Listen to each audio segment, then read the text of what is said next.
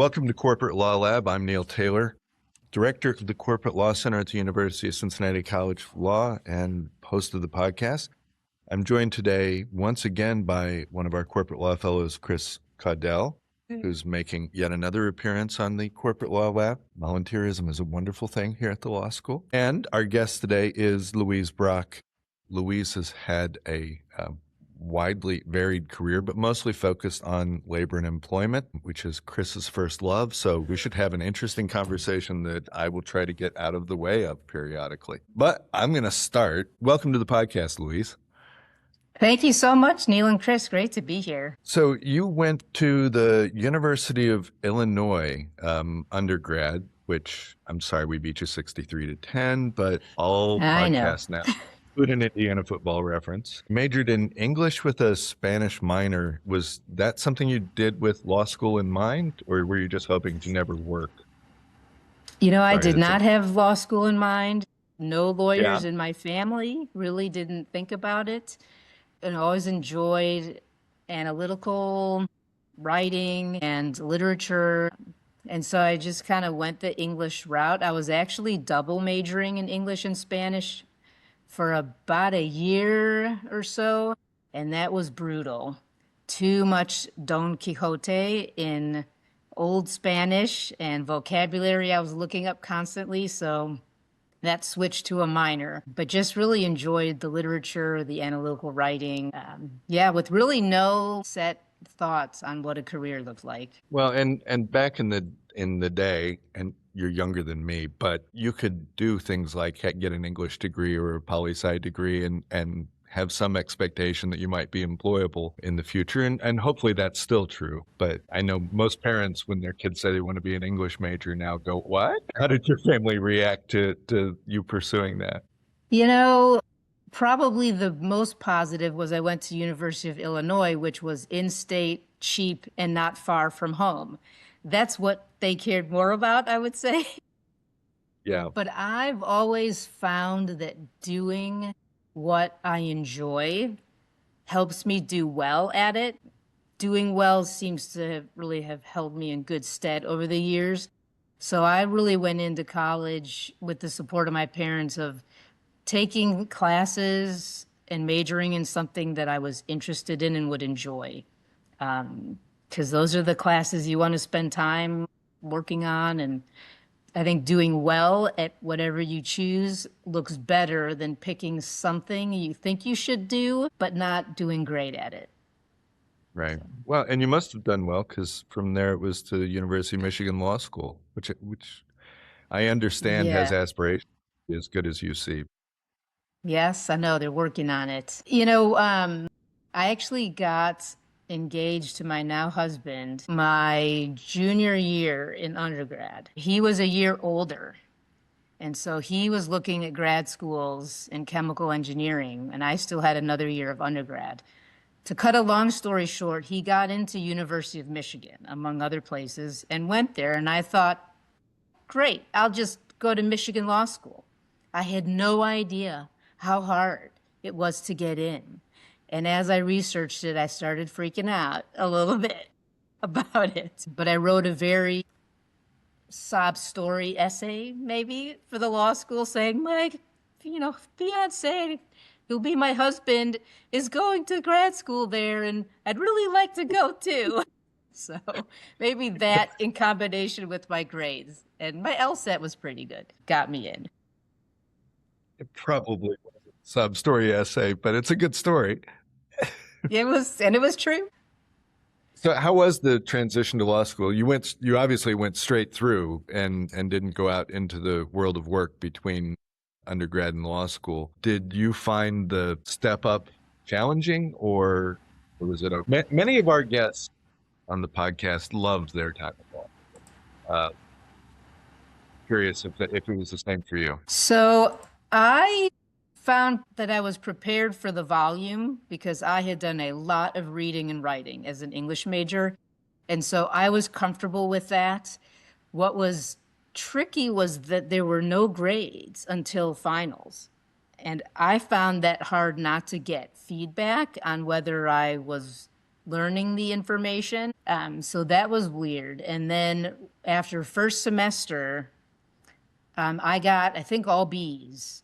And I hadn't gotten a B since seventh grade. So my conclusion from that was I need to study harder because I just recognized I'm around really smart people. Everybody's smart, and all it was a final. And so after first semester, I got into that mode of, so people are into writing outlines of the material. I think that's still a thing. I did my outlines first semester at the end of the semester to pull it all together. Going into second semester, I developed the outlines throughout the semester. So I was constantly reinforcing my notes and discussion and the case books, and my grades got better after that. But I just had to study harder, spend more time. Yeah, and I found that doing my own outlines, I mean, Chris, jump Yes. in here because we're talking about before the turn of the century law school, right? But Rethink history, right? I mean, and I think I'm a little different in the way that I don't like people, I think, rely on outlining, at least now, as the only way to prepare for their exams. And, I don't really outline. And I think that is scary for people. But, I think there are other ways to do it. And, it sounds like really kind of remedial, but I get out the world's largest stack of flashcards. And that's what I do. Yes. And, and it works after doing them about 45,000 times, right? But yeah. Do you make your own? Oh, and I handwrite them, but I have terrible penmanship, so it looks like I have some kind it looks like I've never written before in my life. But that's okay. A little, kind of translation of that. I hate to Yeah. tell you, but I think you are outlining. You're just doing it on Yeah, no, you're flashcards totally instead. right. I That's think right. you go to law school and people tell you I have a 100-page outline for torts or whatever, and that's kind of scary, when you first start law school, 100 pages and you memorize that. Well, okay, they're not memorizing that obviously. So yeah, I think you're right. I definitely am outlining just on flashcards, which kind of might not make a lot of sense, but it works. I think allegedly. If it works, keep doing it. There we go. Right. Yeah. What stood out from your time in law school when you look back on it? Did law school lead you to labor and employment, or is that something you discovered in private practice? Yeah, so I did develop an interest in it during law school. What I really found so great at Michigan was the camaraderie among students. And sometimes I think that can be hard to come by at a competitive, high performing institution. That's the Big Ten vibe, which I love, double Big Ten. So that was great. The professors were amazing. How knowledgeable, how engaging. Certainly some I liked better than others, but that was really just a major, positive there. The labor employment piece was interesting. I was looking at law firms that were coming on campus to interview 2Ls. And one of the firms coming on campus was at the time, maybe 30 attorney firm in Chicago that doesn't exist anymore. And it was a labor and employment boutique. And I thought I wanted to work at a smaller firm. I'm a very kind of low key, straightforward person. I like to be casual. I thought that a big firm would be stuffy and very hierarchical. So I had in my mind, small firm. I'm like, great, small firm, Chicago, where I grew up. What's this labor and employment stuff? So I started looking into it to understand it. And then second semester, my second year, I took a couple of classes.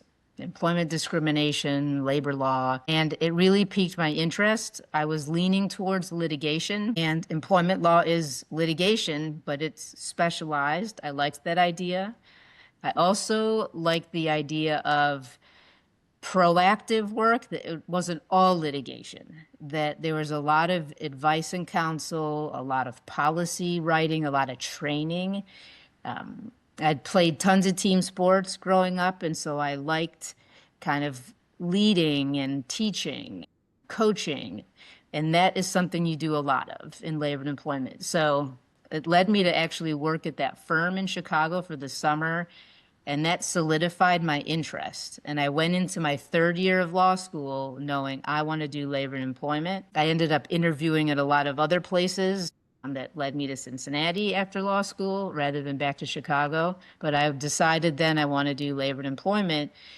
But the small firm in Chicago was kind of stuffy and hierarchical. So I realized it's not the size of the firm, it's the culture of the firm. And that's where Dinsmore became a great fit. Yeah.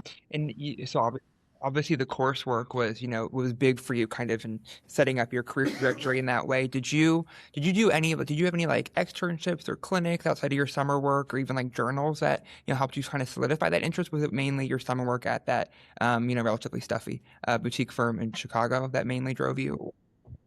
Yeah. I did a clinic. I did a couple of clinics at Michigan, and in one of them, I got to work on an employment case.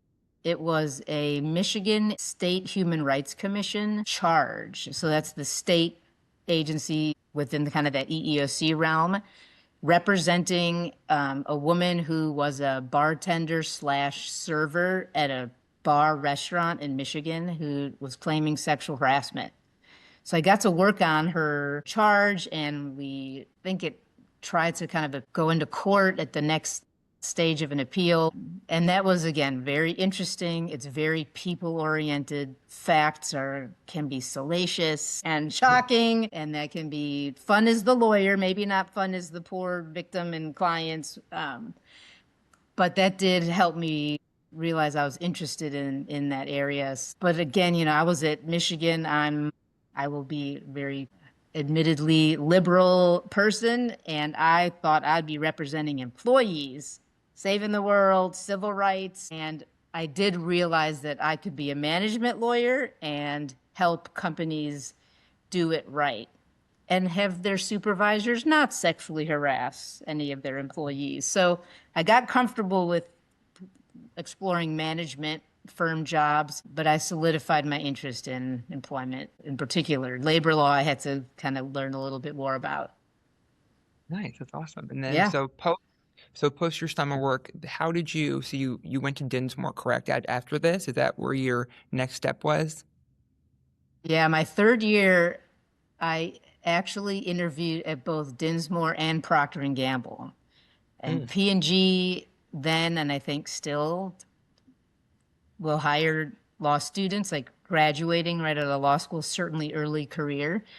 Had a whole full day interview, met amazing people at P&G, and did not get an offer at P&G. Got an offer at Dinsmore, which I always think is kind of a fun story because I ended up at P&G years later anyway. But it worked out great because P&G's model was to rotate lawyers through a few different assignments every couple, 3 years. And I'm like, I want to do labor and employment. So they probably picked up on that. One thing she wants to do, the marketing job, we're going to put her in first. So Dinsmore was great. I know you've had George Vincent on your podcast a couple times. Twice now. Yeah. And he came to Michigan to recruit for Dinsmore. I think he wanted me to work in the corporate department. And I'm like, no, I want to work in labor and employment. So he's like, okay. So it worked out great. The firm was awesome. I want to say it was probably like 150 lawyers at that time. Wow. Yeah. And I really clicked with the folks. The culture, first name basis, didn't feel stuffy. The labor and employment group had a really good reputation too at the firm. Yeah, so it was an interesting decision. I had no connections in Cincinnati. My husband was finishing his PhD at Michigan. Our parents were all in the Chicago area, and we're like, yeah, Cincinnati's not that far. Had a great time visiting it when I interviewed, and we just made the decision to pack up from Michigan and move to Cincinnati. Yeah. And so it was really the cultural fit, the people that made you not only go there, but then stay there because you were there quite, a while. Yeah. And I really thought hard about whether I wanted to be a partner at the firm because my sense as the years went by was that if the mindset wasn't to become a partner at the firm, then I should work somewhere else and do something else because that really felt like kind of that mindset of wanting to grow the firm, be a part of management. And right around probably my third, fourth year as an associate, I'm like, yes, I want to be a partner at this firm And so just continued through that path. I had 2 kids as an associate, and the firm was awesome supporting that. In fact, when I got back from my first maternity leave, the first thing I worked on was a U.S. Supreme Court case. So Wow. that made me feel pretty good, right? Not, I don't know, can she handle it? She's got a little kid. Nope. Amazing, just experience with that. And that's a labor law case. So, Chris, you'll want to talk about that one. But Absolutely. yeah, so I was an associate for, I think it was 8 years, a partner for 4 years. I did a lot of P&G work during my time at Dinsmore, handling their litigation, employment litigation, and got to know the culture at P&G. I remember sitting in just stop me, I'll just keep rambling on some of these things. We were defending depositions of managers in these discrimination cases. I remember one time sitting there in this deposition thinking, I want this guy to be my boss. Like, I really heard from these managers, like how they treat people and their expectations and the mission and the purpose, values, and principles of the company. And I got this vibe of what corporate culture is. So that was kind of a neat way to see the inside of the company without, kind of while being on the outside still. And that just led, as time went by, to really being approached about whether I wanted to work there. The experienced labor and employment lawyers, several of them had retired in fairly close succession, and the one left really needed help training new lawyers in labor and employment when they rotated through and just having some more experience. So I actually started out spending half my time at P&G while I was still at Dinsmore, kind of a in-house, what is it, like a secondment sort of, yeah. So it's like 50-50. So I actually had probably like 1.5 jobs at the time. It was a little crazy, but again, amazing to get to see what it's like to work there and work with the HR professionals who are amazing, experienced, knowledgeable, caring. So yeah, and that ultimately led to Louise, you want to work here? And George Vincent just going, all right, we'll let you go. You shouldn't, it's better here. But, because he knew the client really well. And so that was kind of an interesting time, really hard decision. I didn't like billable hours, keeping track. Nobody does. But I wouldn't trade a day that I worked at the firm. It was a great place to work. And then just made that shift. And now I had Dinsmore lawyers were my outside counsel. And I was reviewing bills and asking them to do things for me. That was weird. That was weird, for sure. I had the same experience where I went in-house, from a firm that represented the company that I joined. Yes. And they were like, hey, we have one of our friends in there. And I think that lasted maybe a month, before I found that I started off being very deferential to outside counsel, and because I understood exactly what they were doing. And then I stopped caring, not entirely, but I became much more, I was focused on my client, and it didn't matter that I had known you for 10 years anymore. How was that for you? Was it the same or? Partly a lot of the lawyers I was working with were associates that I'd been working with. So we just had this kind of trusting, collaborative relationship already. One thing I've always felt like I can relate to is billing time and what it takes and how long it takes to do things. And so I've found myself to be fairly generous and non-picky about that. I've had lots of in-house colleagues that are losing their mind all the time about how long something took and the description. And I'm like, been there, done that, it's fine. And so I would just actually feel like I had more leeway and understanding and empathy for for that. Certainly quality of product, turnaround, communication, those are things where you can bump heads. But if communication's good, pretty probably everything's fine. Something Yeah, else I that completely yeah, agree go ahead. with that. Yeah, I'm sorry to interrupt, but I completely No. agree with that. I mean, I was not, when I say I was less deferential, it wasn't that I was going through the bills going, this doesn't seem like this conversation that, you wrote down as a point two should have actually taken 12 minutes. I mean, and there were, it was the rise of billing software then where you were essentially forcing your external lawyers to recast their descriptions to not be caught up by the software, as opposed to having them change how they did the work. So, I actually put in my billing guidelines, you can have intra-firm conferences. I actually want the associates to talk to the partners and avoid spinning wheels in the library for 4 hours if they can 15 minutes resolve a question.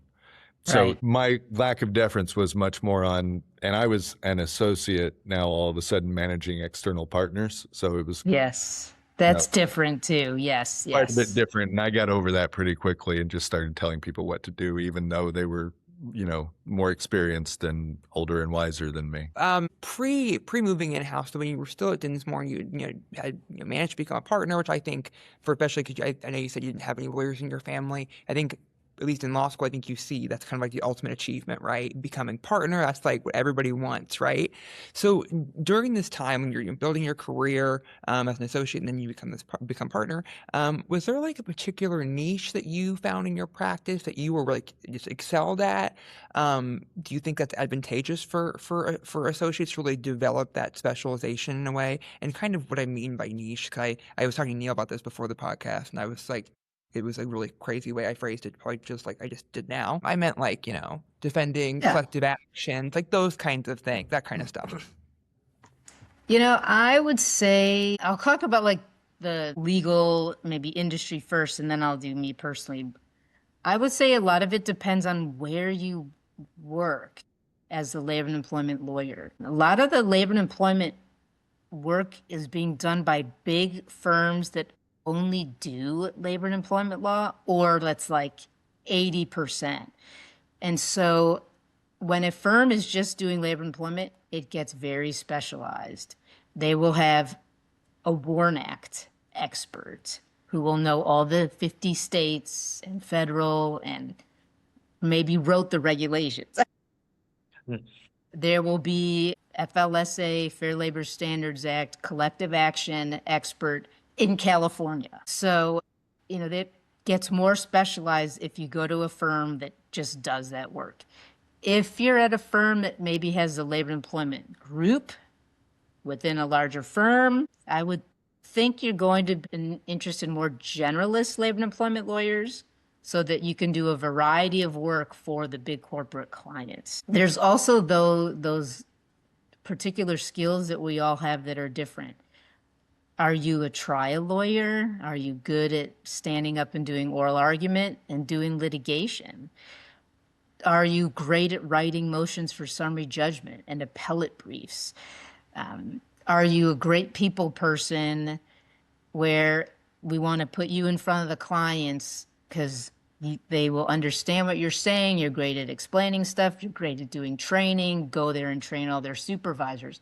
So you can really draw on different strengths to go into different kinds of aspects of the work. Great writers versus the people. And I worked with a lawyer at Dinsmore who was just an amazing writer, and we just stuck him on appellate briefs. I did a lot of training and things, but I got to do a bunch of labor arbitrations, which was hard to come by as years went by. Some of the more senior attorneys would keep that work because there wasn't a ton of it. So getting to do that was amazing, but that was trial. It's like doing a trial without a jury and discovery. It's awesome. So if you like that, that is a way to get to do that as a labor employment lawyer. Yeah, so again, I would say kind of depends on where you're working. In-house, definitely more of a generalist. I gravitated towards first P&G and ultimately Bridgestone, because they had actually developed labor and employment groups, more than one person doing labor and employment in-house, which is somewhat unusual. And so you can have people who specialize a little bit depending how many lawyers are doing it. I liked litigation. I liked interacting with people. Was also a pretty good writer from all my time, so I could crank out a motion for summary judgment like nobody's business and did a lot of those. Even So I in-house? liked the mix. Not in-house, no. That was all law firm. Once I went in-house, it's, again, but it also depends on the company you're at. So at P&G, almost all the position statements were sent outside, definitely all the litigation. And the in-house lawyers were much more investigating things and giving advice, a little bit of legal research still. Bridgestone, actually a bigger labor and employment team, and has employee arbitration agreements. So there's a lot of matters, almost all will go to mediation and arbitration, not to litigation. So there's the ability to do more in-house because you don't need to be licensed and have all the different courts and practice. And it's less time, but more of a mix of what is done in-house. And it saves a ton of money to do it in-house.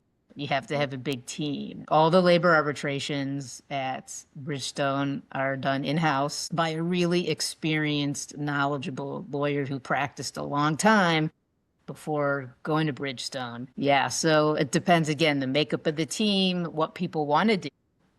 When I managed my team, I would really spend a lot of time understanding what they wanted to work on and didn't want to work on. And why don't we do what we want to do and send outside counsel the stuff we don't want to do? So kind of to your point, Neil, you got to do the stuff I don't want to do. I'm paying you, so you have to do it. So based on your experience, at a firm and then being in-house at several large companies, is there a developing area that you think would be that labor and employment associates would be wise to focus on or to really get interested in? Well, one thing that does always happen is change. You get new administration and the laws flip-flop. EEOC right now, what's going on there? I mean, things are being turned on their head. It's a totally different mindset, approach, focus areas. So that's going to change all the time. What are the priorities of an administration? Where are they going to after, companies? Where are they focusing? And brushing up on that. So staying on top of the developments is really important. Compliance is a really big challenge with employment law because of the 50 states. And when there's a federal government that's not passing uniform legislation, then the states are going to do it. Blue states, red states doing different things, some not doing anything, some doing a lot. And really knowing how to tackle compliance across multiple states is really, really important. It's a hard nut to crack also, just to monitor and keep track of all of it. Yeah, so that's definitely, yeah. Do you rely on watching that bouncing ball and trying to figure out, is Massachusetts going crazy and Arizona's letting us do whatever the heck we want? I don't remember ever thinking that way, other than I spent a lot more time at MCAD than whatever the Arizona equivalent was of the Massachusetts Commission Against Discrimination. That stood for. I can still do some acronyms. But, you talked earlier about being attracted to the P&G culture when you were a Dinsmore lawyer. I'm sure you saw other corporate cultures at Dinsmore that you didn't say, wow, that's great. I wish I could be part of that. How did you see the difference? And was it perfectly written codes of conduct or something different? So certainly code of conduct sets a baseline, and how do your leaders talk about integrity, ethics, conflicts of interest, diversity, equity, and inclusion, non-discrimination, all that stuff. So that's a key. For me, two big things that I've come to value very much are people development and good leadership. A culture that cares about creating opportunities for those newer employees and really helping folks develop a career and fostering their strengths and having managers who spend time doing that, that's special. Is challenging because a lot of managers are also, individual contributors, is that the other term, where they have to do stuff. There are just some things you have to do. And how do you balance that with coaching your people, managing them, finding out what their interests are and what career path they want? And that's where Bridgestone worked for me as the next step because, they the way P&G has it. And then strong leadership and teaching people how to be leaders. You can learn stuff for sure, right? You see what that person does, and you take a combination of things you like and you kind of develop yourself that way as a leader. But you can learn leadership. There are great courses and do sessions, does the company themselves offer or external programs? And that's highly valued. That makes a difference. I think you're speaking this. I probably dumb it down when I say it. I always told my people that I managed, and then how I felt was if you really know your team, that's how you're going Yes. to be able to. And that's what that's you said it obviously in a very articulate way that I obviously can't do. You're spot on. But I think that's really what it comes down to. And it's not about, knowing that, one of your managers, her name is Rebecca, has a dog named Spot. That's, of course, important about people's families and children and their lives. But I think it's also kind of knowing what you spoke to earlier about having your people be able to do what they're interested in. Because I think it makes, I think, work more meaningful for them. And I think also it makes them want to stay. And so that kind of builds the culture. And, it's really refreshing to, I think, hear from somebody that, maybe thinks like I do. I don't know if I think you are wise to be a people person in labor and employment. I think that makes a lot of sense. But, sometimes I feel like people get lost in the work and, and like you said, individual contributors that are also managers. I mean, especially at companies like Procter & Gamble and Kroger, they have such a large scope of their own work that, Yes. managing people really goes to the wayside because and by necessity in some instances, especially as, I think companies focus more on turning a higher profit every quarter, which is their role. I think that becomes more difficult. But yeah, it was great to hear that. So I appreciate that. Yeah, I mean, I think the problem becomes when a manager is permitted by the corporate culture to outsource management of their team. When the manager goes to HR and says they're a mess, do something. No, that's your job. Or when they go, oh, well, compliance says something's gone wrong. Compliance has to fix that. It's like, no, that was your job to stop that from happening and to not create the conditions where that was going to happen. And And for me, go ahead. yeah, and you've actually hit on what's probably the neatest part for me going in-house as an employment lawyer is you are now working with a direct manager of the employee, HR, maybe compliance, maybe security, and you're part of this group that's figuring out what do we do? Like, how do we approach this? And certainly your legal background, your ability to assess risk, all that comes into play. But a lot of it is what's our culture? What's our precedent? What's the right thing to do? What example are we setting? And certainly, what's the legal risk? What if we get sued? How does this person feel? What if it makes the front page, page of the news? And being part of that conversation, it happens less often when you're at the firm. At the firm, you're talking to maybe the in-house counsel or an HR person. In-house, you're part of a much broader conversation. That's fun. And that group can drive things far more than an individual ever can. Yes. When I mean, I would say, like, if you look at why things go wrong, you can often find a group that lost its way and all went together along this road because no one wanted to challenge the groupthink.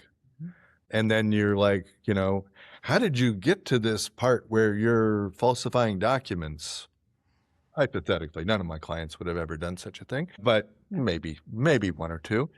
You know, you know that these people don't wake up in the morning going, "Hey, I know, let's make up some crazy stuff that isn't actually true, but everybody will be happy with it."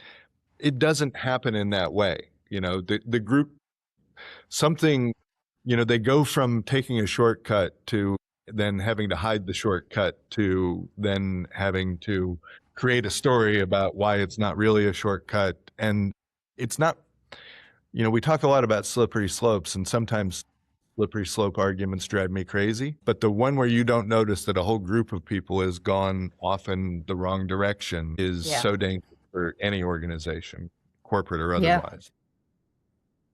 This kind of segues a little bit into a topic that became a real big focus in my stint as Vice President of DEI at Bridgestone, which is psychological safety, and how a culture and your leaders really establish whether you have a culture where employees feel like they can sound the alarm, they can let someone know they made a mistake, they might not hit a number and will be honest about it instead of covering it up. And that kind of inclusive, safe, be yourself environment is actually good for compliance. And I really liked how it brought employment law, compliance, HR, culture, good management all together.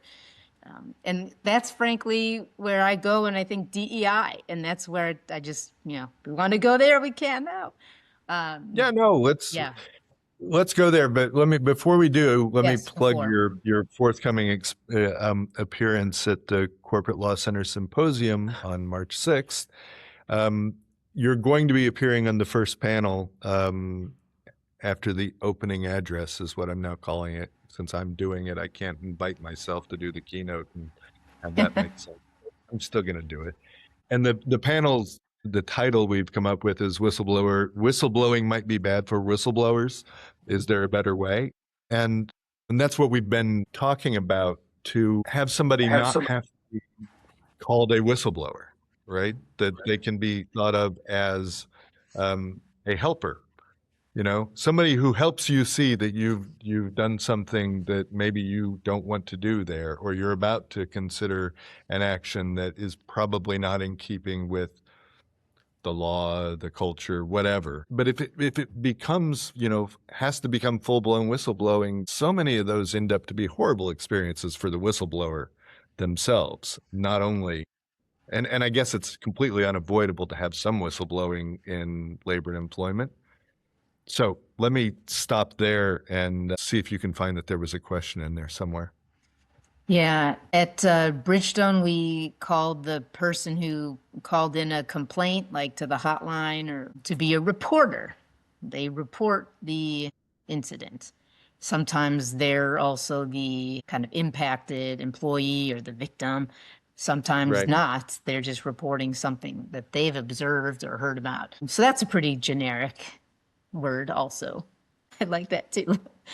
But you should ideally you have a culture where they don't have to call the hotline, where they say, I don't think that's what this company is about. And everybody goes, you're right. That's not how we behave here. And I know that's an idealized version, but for me, the idea that if you have a successful program, it's because people are calling the hotline. It's like, I don't know, they're like hitting the last release valve they have before they go outside the company. Yeah, there's kind of that progression, and even the code of conduct will often lay that out, right? Can you go to your manager first, your supervisor, or their supervisor? Okay, if not, HR, or go to legal directly. Over the years, at both companies I worked at, multiple times I would have employees that just came to me. as their first report or a report. And it's like, okay, I have to know how to deal with this and take it to the next level as needed. So you have all those different outlets that you would absolutely, prefer to a hotline because it's, again, it's more formal. You got to bring in other things, but it's so important to have that because there's a way to, at least in the US, to report anonymously with a hotline. And it's important to have that, at least we think in the US. I think in Europe, really reporting is not, I don't know if it's even like permitted. I'll get a little fuzzy on this culturally I and mean, I historically. spent Yeah. 15 years working in Europe, and it is a bit of a minefield. You really have to approach it with not thinking of it as, when I first got to Brussels, I would always say, this is how we did it in the US, and people would recoil. And I had explained that I'm just saying this because it's my frame of reference, not because I Yeah. think it's right. And you'd have so many cultural issues of there much people. Actually, I don't think it's as different other than what's written down. I don't think how people react to it in Europe is 100% different from how people react to it in the US. In the US, you'd like to have a culture where people don't have to report anonymously. Right. And if you are driving toward that kind of culture, you won't find that there's a huge divide between how your American operations operate and how your European operations operate. Where I found the biggest difference in terms of structuring the code of conduct was the obligation to report wrongdoing, which is a feature of most U.S. codes of conduct and is, when you try to even introduce the subject in Europe, you get a lot of history lessons, that we all know. But, I would, and every country would say, well, that might be okay with the people across the border, but it ain't going to fly here. And you go across the border and they go, well, that might be okay where you just came from, but it ain't going to fly here. And, it's just, and I don't think it was, I think that the obligation to report is something that we put in codes of conduct. I'm not quite sure why. And I'll talk about it at some more length at the symposium. Louise, I've talked about this a couple times already. The importance of the culture, obviously, just being able to, develop the workplace into where it's just a feature of having or being a responsible team member, where you just say what's going on, and that's well received by the entire team, and not having to use those hotlines. I think obviously, I think is the ideal. But to your earlier point, I think that's just part of developing that culture and why it's so important. And then you get into features of diversity and inclusion and those other parts that make this culture possible. So that's really all I had on that. But well, let's go there on DEI, diversity, equity, inclusion. I mean, we previewed for you that we wanted to ask you a number of questions on it. And how about if I just ask them all at once and let you run with it? Do you believe that it drives performance? Do you understand the backlash against it? And how did you keep it from becoming what people are afraid of? So I would say, yes, it improves performance. And I've read a lot of studies and research and information that really highly reputable consulting firms have done to show it. And it also makes sense that people who are not trying to cover up who they are or who are not having exposure to equal opportunities or different ideas aren't in play, you're not going to get the most out of your people. So I think it has a logic to it as well. The backlash was, they're certainly very intense. There are undoubtedly some situations and companies that I'll say over-rotated after George Floyd was murdered. And there were, there's going to be experts popping up and products and new shiny objects popping up when something gets a lot of attention. And some companies, I think, gravitated towards some things and they wanted to put things in place and didn't have perhaps the foundation and the history and the culture where it fits. And so it wasn't perhaps really authentic, and maybe was easier than to just get rid of it when it was being challenged so much by the administration. But then some of the programs and just how companies thought about it wasn't the right way to think about it. Truly, like affirmative action and the history of it and the foundation of the civil rights laws is about equal opportunity and leveling the playing field. It's not about quotas and special treatment. But not everyone has understood that, and it's nuanced, and it can be complicated, and it can be tricky to implement. And your words matter, and managers who don't have enough context or experience just think, oh, I need to have a woman here, so the next person I hire should be a woman. No, that's not the way to do it. You look and you try to understand, why are our numbers how they are? Do we have subconscious bias going on? Do we not provide benefits that help people get to work? And just really trying to understand your own company and where you are. Bridgestone in particular, just since that's where I did the focus of my work there, has a history of doing work in this space. There's a motto that Bridgestone took on in recent years, which is free to be. In fact, I'm wearing my free to be sweatshirt and pullover. Part of the culture was about really inclusion, and maybe it wasn't called that. Bridgestone sponsored Nashville Pride going back like 14 years, I think, at this point, before it even had an employee resource group for LGBTQ employees. It was sponsoring pride in the community. And so there was a foundation for it. And also Bridgestone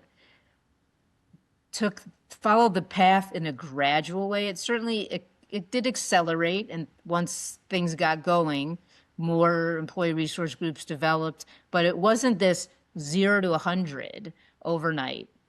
It was thoughtful, authentic choices about what programs to put in place. So, some companies, there were things that were done that's like, oh my God, it's like, what is that saying? Bad facts make bad law. I mean, there are some cases, reverse discrimination cases, you read the facts and you're like, oh my, they did what? Yes, this was not the right way to do it. This is clearly discrimination. But yeah, it's hard. It's a narrative. It's words that get spun and twisted and used, and that's frustrating. But I do think it comes down to that authentic fit with your own company and culture, the things you do. But data is data also. And when you look at the availability of certain, demographic groups in the workforce, and then you look at it in certain jobs and companies, it doesn't make sense that it would be so out of whack. So something is wrong. And affirmative action and diversity, equity, inclusion means looking at that and understanding why. Why do we have this many? I'll just go with women. That's easy for me to do. Why do we have this many women at this level and half the percentage at the next? Why is that? Does that make sense? Wouldn't we have an equal number throughout the organization in certain places? So you dig in. You don't say, okay, we need to put more women there. No, you need to understand what's happening.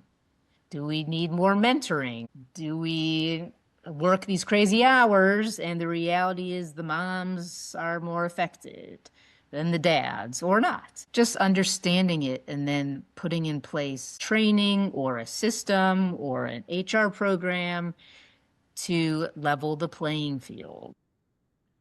Well, you mentioned how when you had children as a young associate that it did not negatively impact your career, which, you can sort of see an argument from the associate in the next office. Well, I didn't get, and now there was no such thing as paternal leave back when my kids were born. If I'd shown up at the law firm and said, my wife's had a child, I'll be gone for X number of weeks, they would have been like, no. So, Yeah. I do think that As a manager, however, I found that supporting a young family, and saying, okay, let's make sure that this works, Yes. until they reach the, school age and beyond, that I got back so much loyalty and Yes. hard work when they were at work, that you kind of discovered they didn't have to be there 60 hours to be effective. If you change the expectation to,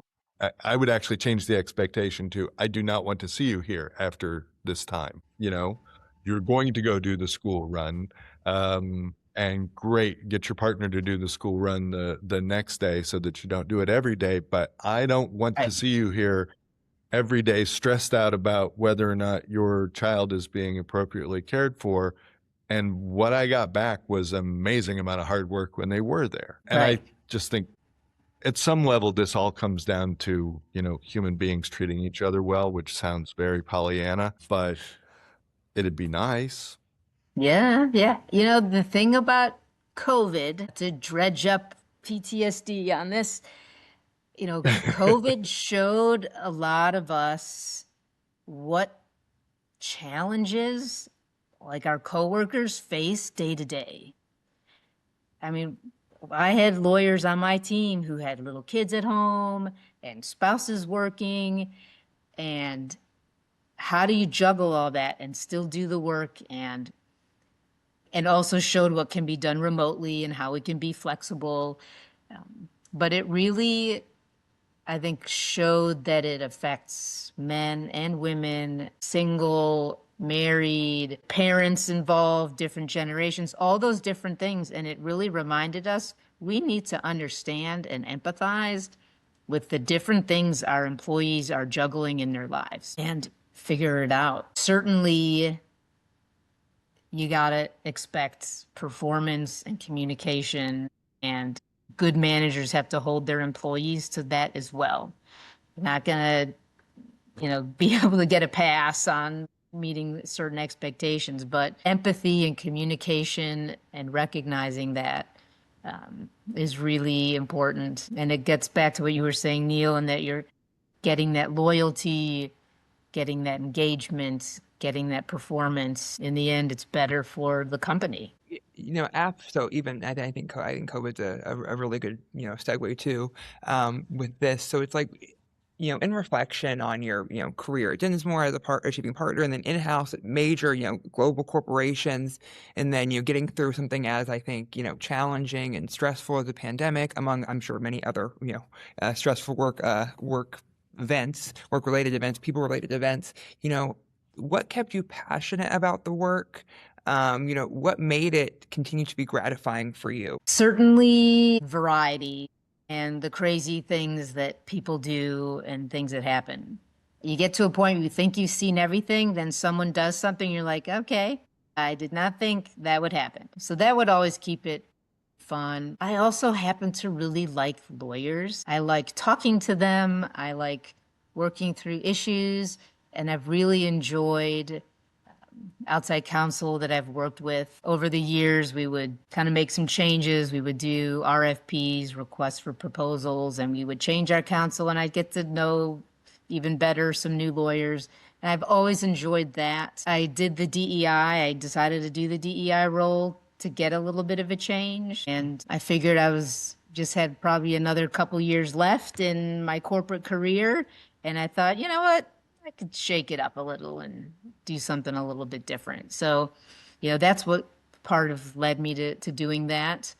But I will say that as time goes by, this is why people retire, I hope, is you kind of realize, I see others that are actually more passionate and want to learn AI and want to do electronic discovery and using different apps and getting all this other stuff. And I'm like, I don't know if I really want to spend a bunch of time doing that and learning that. And then you realize, yeah, maybe it is time to let the next generation take over and go do podcasts with law schools and try to be an adjunct professor or do advocacy or something different. So, yeah. Well, as a late life academic and podcast host, I resemble those remarks. That's right. So welcome to the club. That's right. Thank you so much for your time. I think we will leave it here because people need to come to the symposium to hear more of your wisdom. And we look forward to hosting you at the law school on March 6th. Great. I look forward to it. Thank you. Wonderful to have Thank you. you.